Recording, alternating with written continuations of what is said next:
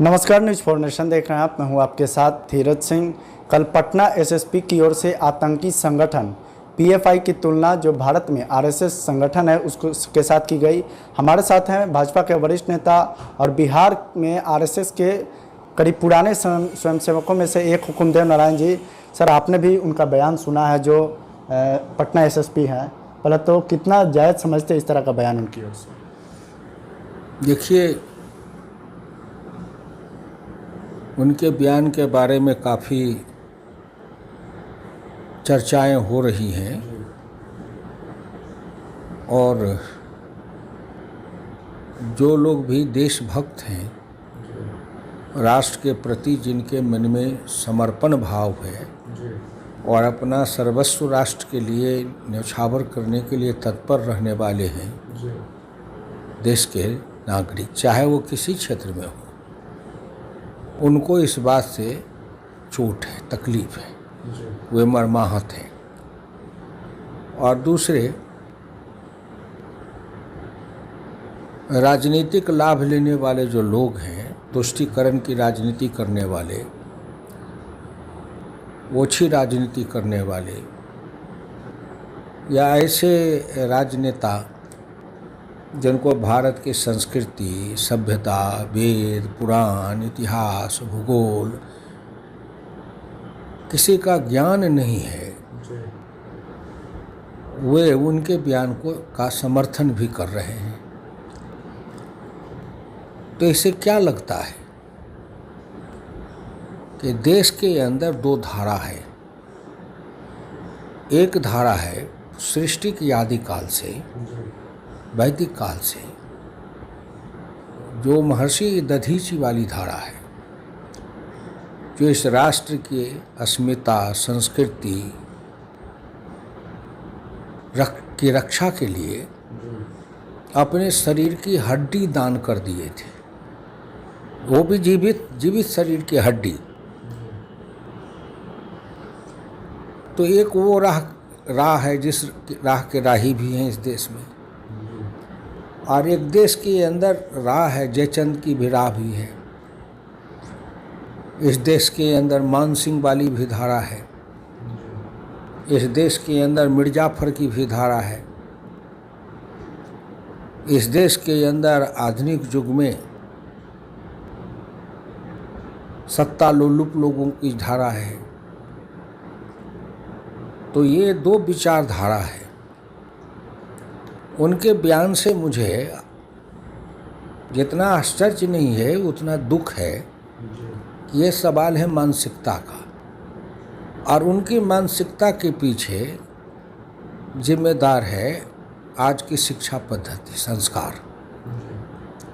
और वो शिक्षा पद्धति और संस्कार है वो ब्रिटिश साम्राज्यवाद के द्वारा जो हमें दिया गया है गुलामी का, हम उसको ढोते चले आ रहे हैं। वो जो अफसर ने किया है, इसके लिए भारत सरकार से मैं प्रार्थना करूंगा, और मैं इस बात से संसद में भी उठाते रहा हूँ कि आज के प्रशासनिक सेवा में, पुलिस सेवा में जो चयन की प्रक्रिया है, उसमें कहीं न कहीं यह त्रुटि है, दोष है।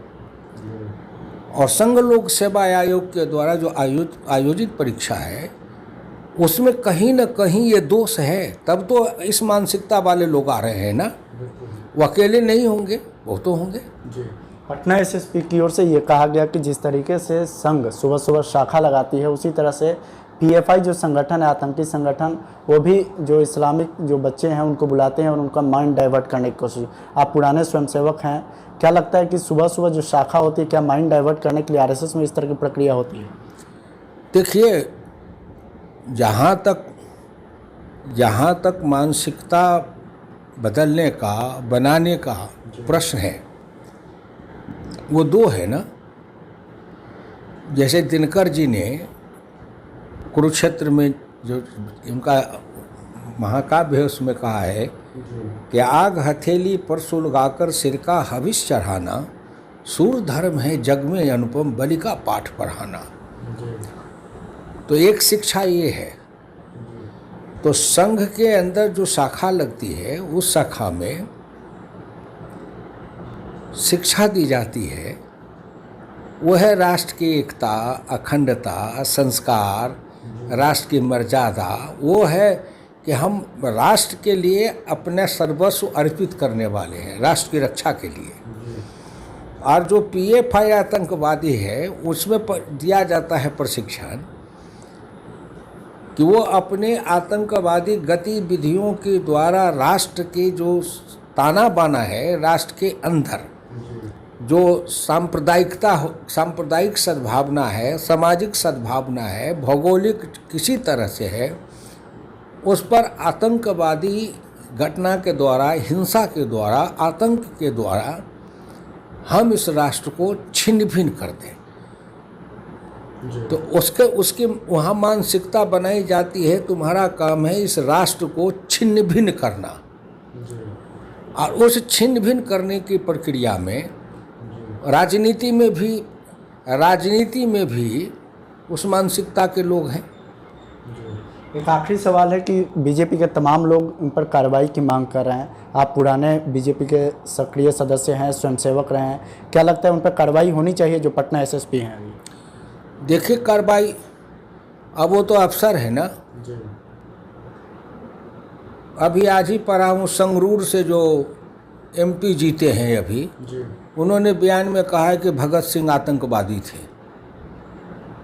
अब जो राजनीति में भी जो ऐसे लोग हैं जो हम भगत सिंह को अपना आदर्श मानता है इस देश का नौजवान, और उनको वो कह रहा है कि वो आतंकवादी थे, खालिस्तान होना चाहिए। तो अब मान लीजिए जो संगरूर के MP जीते हैं जो कह रहे हैं, वही तो वो पटना के SSP भी कह रहे हैं ना। दोनों के मानसिकता को जोड़िए तार में तार, तो कहीं न कहीं जिसको कहते हैं कि अंतर प्रवाह कहीं न कहीं दोनों एक है मानसिकता।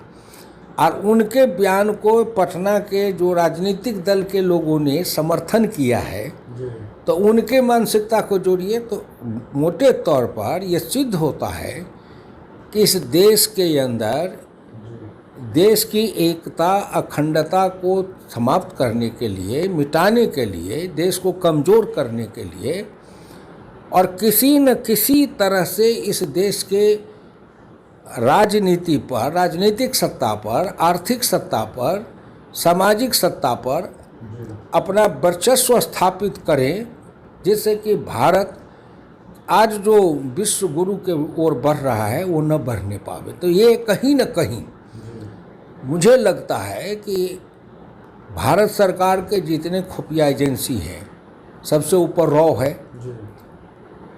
तो रॉ का काम क्या है? रॉ का काम है समस्या के स्वरूप और उसकी दिशा और गति को पहचानना। तो एक पुलिस अफसर पटना से बोल रहा है और एक MP पंजाब के संगरूर से जीतने पर बोल रहा है, और दोनों की भाषा और भावना एक है। वो आतंकवादियों को संघ के स्वयंसेवक के साथ तुलना करके वो कितना बड़ा अपराध है ये मैं नहीं कह सकता। ये नौकरी से निकाल दिए जाएं, हटा दिए जाएं, ये तो साधारण सी बात है। लेकिन मैं कह रहा हूँ ये हमारी जो व्यवस्था है, राजनीति के अंदर जो अभी व्यवस्था है और प्रशासन के अंदर जो हमारी व्यवस्था है, इस दोनों व्यवस्था के सामने एक बहुत ही भयंकर चुनौती है। ये उन एक पुलिस अफसर ने नहीं जो कहा है वो एक का नहीं है। मैं सावधान करना चाहता हूँ भारत सरकार को और सभी राष्ट्रवादियों को कि वह एक नहीं है, वह एक विचारधारा है जो आज देश के अंदर पुलिस सेवा में भी है और प्रशासनिक सेवा में भी है, और जीवन के हर क्षेत्र में ऐसे लोग हैं। वैसे लोगों की पहचान की जानी चाहिए और उन लोगों के साथ निर्ममतापूर्वक लड़ना चाहिए और उन लोगों को निर्ममतापूर्वक राष्ट्र विरोधी गतिविधियों से रोकना चाहिए। बहुत बहुत धन्यवाद। ये भाजपा के वरिष्ठ नेता हुकुम देव नारायण सिंह। दिल्ली से न्यूज़ फॉर नेशन के लिए मैं धीरज सिंह।